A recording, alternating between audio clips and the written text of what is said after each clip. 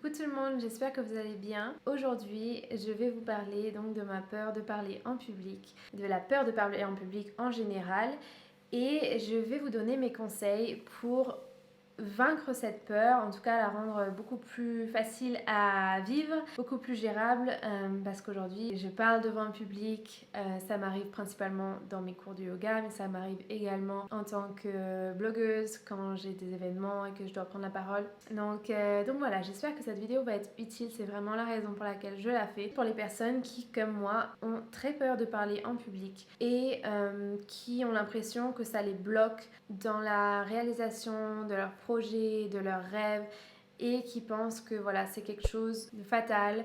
Je vais vous montrer que c'est possible de parler en public, bien que aujourd'hui j'ai toujours très peur de parler en public. Donc je vais vous expliquer un peu tout ça. J'espère que vous avez le temps de regarder cette vidéo. Si vous êtes vraiment pressé, mettez-la en pause. Je pense que vraiment pour comprendre et avoir toutes les clés en main, que cette vidéo soit le plus utile possible, c'est mieux de la regarder en entier. Je vais quand même essayer de la structurer légèrement. Je vais vous parler un peu de mon expérience, de ma propre peur et de ce que j'ai réussi à comprendre de cette peur. Et ensuite, je vais vous donner mes techniques. Alors, je vais vous donner mes techniques que j'utilise dans mon cours de yoga. Si vous n'êtes pas prof de yoga, vous pouvez totalement utiliser ça si vous êtes prof ou si vous devez prendre la parole. Donc voilà, c'est parti.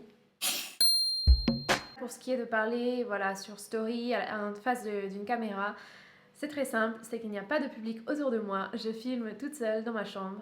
Et oui, je suis en train de parler à peut-être des centaines, voire des milliers de personnes. Mais en fait, là, en ce moment, je suis toute seule. donc voilà, je ne suis pas timide. C'est comme si j'imaginais qu'il y avait une très bonne amie en face de moi avec qui j'arrive à parler. Et la caméra, pour moi, c'est pas du tout un problème. Mais si par exemple il y a des gens autour, ça, j'arrive pas à parler en story comme ça dans la rue. J'ai hyper de mal à faire ça. Donc voilà, juste pour vous montrer un peu qu'on peut être blogueuse et on peut être youtubeuse en ayant peur de parler en public. C'est pas quelque chose d'impossible.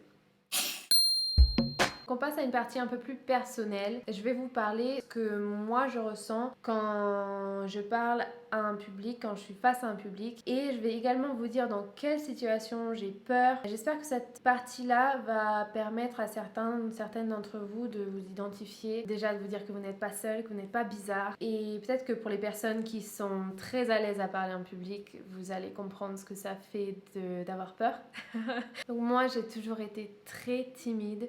C'est ma nature, je suis ultra timide, c'est comme ça. En gros, j'ai limite peur de répondre aux gens parfois, alors ça dépend de quelle personne. Si c'est des amis, j'ai aucun souci. Si c'est ma famille, j'ai aucun souci. Et encore, ça dépend quel membre de ma famille, si je me sens à l'aise ou pas, si je les connais bien ou pas. Mais si c'est des personnes que je connais pas, j'ai vraiment beaucoup de mal à répondre. Et également même juste à enclencher une conversation. Et pourtant Dieu sait que je me force beaucoup en ce moment. Je suis invitée à plusieurs événements, mais je me sens toujours très mal à l'aise de parler aux gens. J'ai toujours été quelqu'un qui écoute beaucoup plus que je ne parle, que ce soit avec mes amis ou que ce soit dans un contexte, je sais pas, genre quand j'étais petite et mes parents ils invitaient des amis à dîner. Je crois que je peux vraiment compter sur les doigts de la main les fois où j'ai ouvert ma bouche lors d'une de ces soirées. Donc pour vous dire, genre j'ai écouté tout et je pensais à énormément de choses, j'analysais tout. Ouais, je pensais tout, j'intériorisais tout et je me faisais un peu mon scénario dans ma tête, mais jamais j'exprimais ce que je voulais dire. Parfois, parce que je me disais que ça valait pas la peine en fait de participer à cette conversation. Parfois, c'était plus la peur d'être jugée stupide ou de dire quelque chose d'inintéressant, ou alors de dire quelque chose qui a déjà été dit, ou alors dire quelque chose qui est tellement évident qu'on se demande où j'étais, sur quelle planète je vis. Vraiment la peur de ce jugement-là, pour moi, ça a été une des choses qui me faisait ne pas prendre la parole. Et voilà, comment je prenais la parole, genre mon visage il devient rouge, euh, ma respiration, enfin c'est vraiment une catastrophe. Les fois où au collège, au lycée, on avait des présentations orales, mais ça c'était le pire truc de ma vie. Et pourtant mes collègues de classe, je les connaissais, mais c'était jamais plus simple et c'était vraiment mais un stress de dingue. J'y pensais mais tout le temps, je me dis oh mon dieu, on va devoir faire une présentation orale à la fin de l'année alors qu'on était au début d'année, hein. Donc ça genre collège, lycée, université, J'ai toujours été comme ça. Dès que je savais qu'il y avait un truc, limite je perdais mes moyens. Et pourtant, même si je connaissais les gens, j'avais toujours cette peur de prendre la parole. Que ce soit en cours, oh mon Dieu, quand le prof te pose une question ou genre te pointe du doigt pour que tu répondes et que t'es là. Non, genre rien que ça, mais rien que donner une réponse 4 fois 2, 8 quoi, tu vois. Non, je ne pouvais pas prendre la parole. Et encore maintenant, il y a des situations où je suis gênée, où j'arrive pas à parler, j'arrive pas à sortir un mot. J'ai 25 ans, mais bon, voilà, c'est comme ça que je suis faite. Donc voilà un peu les situations qui me font vraiment stresser. Et les fois où j'arrive vraiment à parler en public, c'est quand je suis avec mes parents, ma soeur ou mes amis proches. C'est à peu près les seules fois où j'arrive à parler. Et évidemment, quand j'enseigne le yoga, mais ça, je vais vous en parler juste dans un instant. À présent, je vais vous donner mes conseils pour vaincre cette peur et pour en tout cas la gérer pour pouvoir réaliser tous les projets que vous avez envie de faire, pouvoir parler en public, pouvoir vous exprimer, pouvoir enseigner si c'est votre rêve. Donc la première chose, je pense, à faire, c'est identifier pourquoi vous avez peur de parler en public. Je sais que beaucoup vont me dire non mais on ne sait pas pourquoi on a peur, c'est comme ça, je suis fait comme ça, je stresse, j'ai les mains qui tremblent, je deviens toute rouge, tout rouge. Mais vraiment pensez-y et je suis sûre que vous allez trouver la raison pour laquelle vous avez peur de parler en public. Il y a beaucoup de personnes qui ont peur d'être jugées physiquement, mais il y a d'autres personnes c'est sur leurs compétences, d'autres personnes c'est leur élocution. Voilà, il y a plusieurs facteurs qui pourraient entrer en compte dans la peur de parler en public. Pour ma part, c'est très fortement la manière dont je m'exprime. Je sais que c'est pas du tout mon fort. Je suis pas du tout quelqu'un qui aime lire. Lire, ça aide beaucoup à savoir parler, à avoir une très belle élocution, à avoir un très beau français, des phrases magnifiques. Il y a des gens, voilà, ils sont faits pour ça, ils sont nés comme ça. On se dit, mais waouh! Quand ils parlent, c'est genre la sagesse incarnée. Moi, je sais que je ne serai jamais comme ça. Parfois, je dis des phrases qui n'ont aucun sens. Je mets le verbe avant le sujet. Enfin bref. Tout ça, je sais que c'est pas mon fort. Et donc, je sais que j'ai peur d'être jugée sur mon élocution, sur la façon dont je parle français. Et la deuxième chose, comme je vous l'ai dit, j'ai toujours peur d'être jugée inintéressante, d'être jugée quelqu'un de stupide. Physiquement parlant, moi ça me pose pas du tout de problème, c'est pas que je me trouve magnifique ni rien, mais c'est que voilà, c'est mon physique, c'est comme ça. Je veux dire, les gens ils vont pas m'écouter parce que je suis belle ou moche en fait. Je pense que ça change rien. Mais pour moi, la façon dont je m'exprime et ce que je dis, c'est quelque chose qui me fait peur.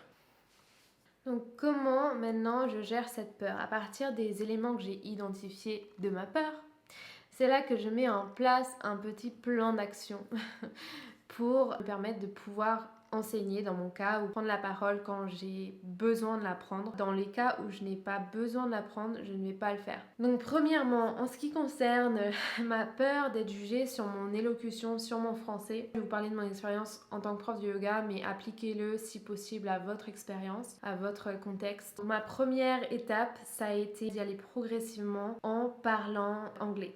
Donc ça, je sais que j'ai eu la chance de pouvoir enseigner en anglais à mes débuts quand j'ai enseigné. J'ai fait ma formation en anglais et pour moi, comme je suis bilingue, c'est quelque chose qui est facile à faire. Le fait de parler en anglais, ça me détachait un peu de réellement ma propre personne et mon propre problème de parler un mauvais français parce que je me disais que en anglais, si je fais des fautes, c'est parce que c'est pas ma langue. Donc si je me trompais dans un truc que je disais, je me disais ça sera on the English, ce sera pas genre parce que la nana elle sait pas parler quoi. Donc l'anglais ça a été un moyen de transition vers le français, vers pouvoir accepter un peu plus de parler français. Donc ça c'était mon première étape et maintenant aujourd'hui, je pense que si mes élèves regardent ça, ils savent très bien que voilà genre je suis pas une prof de français quoi, je suis une prof de yoga. Donc que ce soit que je me trompe au lieu de dire pied, je dis main ou que je dis droite ou gauche, bon ça c'est vraiment des fautes, c'est pas grave. Mais il y a des phrases vraiment où j'inverse des mots pour apaiser un peu l'atmosphère, pour me faire déstresser. J'en rigole en fait. Enfin, je sais pas, je dirais je dis n'importe quoi ou je fais que dire n'importe quoi aujourd'hui ou des choses comme ça. Mais c'est pas quelque chose auquel je réfléchis. Ça sort tout seul, mais au moins je partage en fait avec mon public, mes élèves, que je ne suis pas parfaite, que je suis prof de yoga, mais que je ne sais pas parler. Voilà, c'est tout, c'est pas mon point fort. Et donc ça, c'est pour l'élocution. En ce qui concerne ma peur d'être jugée stupide ou de dire des choses inintéressantes, c'est très simple. Je ne dis rien qui je pense n'aidera pas mes élèves. Donc tout ce que je dis, c'est vraiment pensé. Après, ça veut pas dire que mon cours n'est pas authentique et que tout est hyper bien calculé, tout ce que je dis, parce que pas du tout. Mais par exemple, moi, mon point faible en tant que prof de yoga, enseignant de yoga, c'est tout ce qui est spirituel, tout ce qui est discours méditatif. Si vous avez pris des cours de yoga, parfois le prof vous raconte une histoire, quelque chose d'un peu plus spirituel. Ça, c'est pas du tout mon point fort, et encore quand je le fais, je préfère le faire en anglais, j'y arrive bien. Encore une fois, je pense qu'il y a un détachement qui se fait. Mais oui, c'est pas moi déjà, je sais pas que je suis pas spirituelle parce que je le suis, mais d'en parler c'est pas naturel, et du coup je sais que si j'en parle je vais m'embrouiller, du coup je le dis pas en fait. Donc moi je me concentre sur mes compétences pour être jugée compétente par mes élèves, et donc mes compétences sont plus un peu ce qui est anatomie, ce qui est sensation, description des mouvements. Bon, j'enseigne du vinyasa donc ça va un peu vite anyways.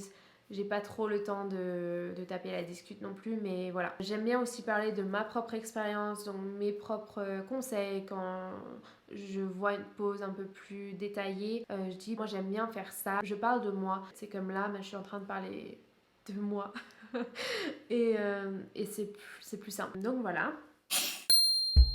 Après, dans toute prise de parole en public, Ok. Dans toute prise de parole en public, je pense qu'il y a une très grande partie qui doit être mise sur capter et comprendre son audience et essayer de mettre son audience de son côté. Donc si vous prenez la parole avec des gens qui sont assis, qui sont un peu hyper sérieux et tout, peut-être essayer de mettre une bonne ambiance, essayer de les faire rire, et parfois ça marche pas trop, du coup juste essayer de comprendre leur énergie du moment. Peut-être que c'est des gens qui sont fatigués, peut-être que c'est des gens qui sont un peu déprimés, donc essayez vraiment de vous mettre à leur place et de faire passer un message qui peuvent capter, que vous puissiez interpréter et intercepter les signes un peu qui vont vous donner quand vous dites certaines choses. Si vous voyez que vous faites des blagues et que c'est un peu bizarre, la tension que ça crée, c'est pas grave, c'est pas le moment de faire des blagues. Peut-être que ça sera dans un autre cours, peut-être que les gens aujourd'hui ils ont juste envie de venir parce qu'ils sont épuisés. Voilà, peut-être que si vous êtes prof d'histoire, les gens ils veulent juste être là pour apprendre l'histoire en fait, et parfois c'est comme ça. Donc il y a aussi ça, c'est capter un peu ce que le public veut et donner au public ce qu'il souhaite. Donc ça vient de là pour vraiment pouvoir mettre à l'aise les gens et pouvoir aider les gens. Et évidemment ne rien prendre personnellement, point qui pour moi est le plus important et qui est un point où j'ai mis en place une genre de technique. Alors vous allez me dire mais elle est crazy, this girl is like crazy, mais pour ne rien prendre personnellement parce qu'en fait c'est ça qui nous affecte, hein. Si on a peur de parler en public, c'est qu'on se dit que les gens vont nous juger, nous. La technique que je mets en place, c'est que j'ai un genre de... Quand je vais enseigner, je me mets dans un autre personnage, mais sans être différente. En fait, je suis moi-même, mais j'arrive à me détacher de ma personne et quasiment me voir comme un point de vue un peu externe. Et du coup, je me vois comme Amélie, la professeure de yoga, ou Amélie, la blogueuse, ou Amélie qui va faire un cours de cuisine végane. Voilà, je me vois pas comme Amélie, avec tous mes défauts, toutes mes qualités, mais je me vois comme je suis ici, prof de yoga, je suis faite pour enseigner, je dois enseigner et je dois prendre la parole pour ça, c'est comme ça. En fait, si je pouvais enseigner sans parler, je le ferais, mais bon, ça marche pas comme ça. Pour pouvoir faire des vidéos, en fait, j'adore faire des vidéos, j'adore partager les choses avec vous, et j'aimerais bien pouvoir le faire sans parler, sans me mettre face à la caméra parce que c'est quelque chose d'inconfortable, mais c'est comme ça. Je me dis, bon écoute Amélie, voilà, tu veux enseigner le yoga, tu veux partager ta passion, c'est cool, mais il va falloir prendre sur toi. Pendant 1 heure, tu vas parler, c'est tout, c'est comme ça fait partie du travail. Et je me dis, je suis prof de yoga, je suis ici dans le cours, les gens, ils sont élèves, ils sont ici pour prendre un cours, ils sont pas ici pour être avec Amélie. La plupart des gens dans la salle, ils viennent pour faire du yoga, ils viennent pas pour le prof. Ils viennent en partie parce que le prof est bon, parce qu'ils aiment bien le prof, mais la raison principale, c'est parce qu'ils ont envie de faire du yoga. Et donc, en fait, c'est mon devoir de donner un cours. C'est comme ça que je le vois. Du coup, j'arrive à me détacher de ma personne. Je suis présente aujourd'hui, je fais mon job de yoga teacher, j'enseigne le cours, j'enseigne ce que j'ai appris, je sais bien ce que j'ai appris. Si j'ajuste les gens, je fais des choses que je sais faire.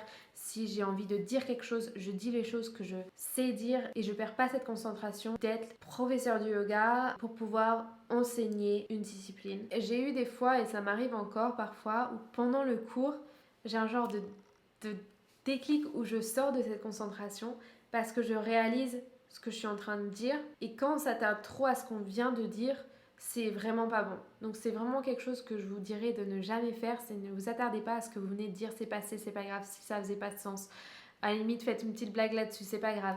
On continue. Dites-vous que vous allez penser pendant 1000 ans de l'erreur que vous avez faite en parlant.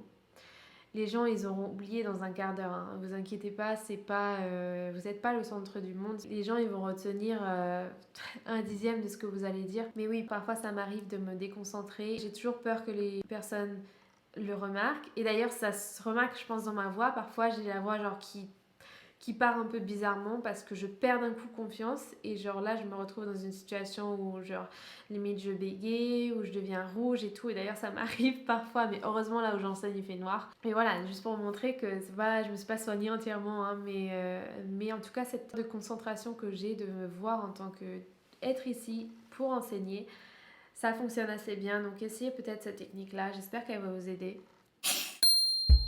Je me dis aussi que les gens, ils viennent prendre mon cours parce qu'ils pensent que je peux leur apporter quelque chose, enfin j'imagine. C'est pas comme si j'étais dans une position de supériorité, mais je sais que j'ai quelque chose à leur enseigner et que les gens, ils sont là pour capter quelque chose, ils sont là pour apprendre.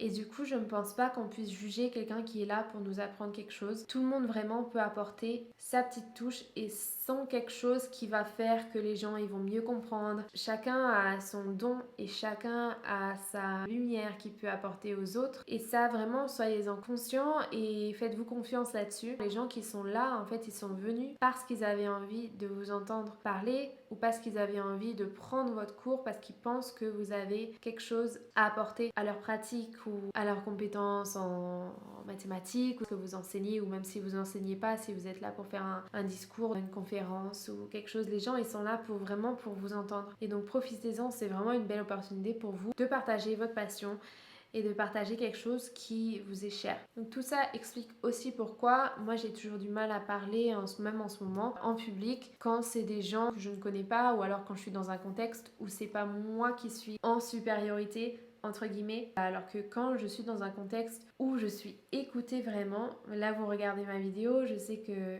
vous m'écoutez, c'est beaucoup plus simple déjà. Mon dernier conseil, il va porter sur les fois où vous perdez vos moyens. Vous devenez rouge, vous tremblez, votre respiration s'accélère, vous n'arrivez plus à aligner 3 mots. Mes petites techniques pour ça, je dirais, celle que je me sers le plus souvent, c'est faire respirer. Donc moi en cours de yoga, c'est très simple, mais faire respirer mes élèves. Donc je leur demande d'inspirer par le nez, expirer par la bouche. Et en même temps, moi je le fais. Ça marque un temps de pause. Ça me permet de me reconcentrer, d'expirer, de me dire life is not that hard, you know. Et on continue. Ma deuxième technique, donc toujours en yoga, quand je me perds un peu, quand je suis perturbée par ce que je dis, quand je sais plus trop, quand j'oublie une posture ou quoi, je ne sais plus ce qui se passe par la suite, je pratique. En même temps, je me mets dans la position et là mon cours me revient et en fait j'arrive beaucoup mieux à décrire ce qui se passe quand je le fais. Donc voilà, je le fais, je me redonne confiance pendant 3-4 pauses où je ne suis plus à marcher dans la salle et ça m'aide beaucoup. Ensuite, des conseils que vous pouvez appliquer si vous n'êtes pas prof de yoga, c'est évidemment respirer, vous pouvez le faire. Ne vous inquiétez pas. Vous pouvez également partager avec votre audience que vous avez besoin d'un temps parce que vous êtes humaine et parce que vous êtes un peu en stress et que voilà, vous demandez à votre audience de patienter pendant 3-4 respirations, c'est pas grave, ça va pas créer un malaise si vous le dites. Si vous arrêtez de parler, là ça fait un peu bizarre. Mais voilà, partagez avec les gens que vous avez peur. Troisième chose, vous pouvez boire. Donc si vous avez l'occasion de pouvoir boire un verre d'eau, boire une gorgée, juste, parfois on a la bouche sèche, on parle beaucoup, on respire vite, juste boire ça vous ramène un peu à l'essentiel. Ça vous prend 2 secondes, 3 secondes à vous-même, pour vous reconcentrer. Moi, ça m'aidait pas mal. Et enfin, vous vous dites, la dernière chose, c'est vraiment vous dire que les gens, ils sont pas là pour vous juger. Vous vous dites que les gens, ils sont pleins de bonnes intentions. Les gens, ils ne sont pas là pour vous, ils sont là pour ce que vous avez à transmettre. Ne vous inquiétez pas. Tout le monde est humain et on a toutes nos qualités, tous nos défauts. Et si vous avez vraiment quelque chose à partager, que vous avez une passion, que vous avez un projet, un rêve, n'abandonnez pas parce que vous avez peur de parler en public. Faites une vidéo comme moi, faites une vidéo que vous avez peur de parler en public, partagez-le avec votre public que vous avez peur de parler en public. J'espère que mon histoire et mes conseils ont été utiles pour vous. Si c'est le cas, n'hésitez pas à donner un petit pouce en l'air à cette vidéo, ça me ferait super plaisir. Si vous avez d'autres conseils, n'hésitez pas à les partager également. Voilà, en tout cas, je vous remercie d'avoir écouté cette vidéo en entier. J'espère vous revoir très vite sur ma chaîne. Je vous fais plein de gros bisous. À bientôt.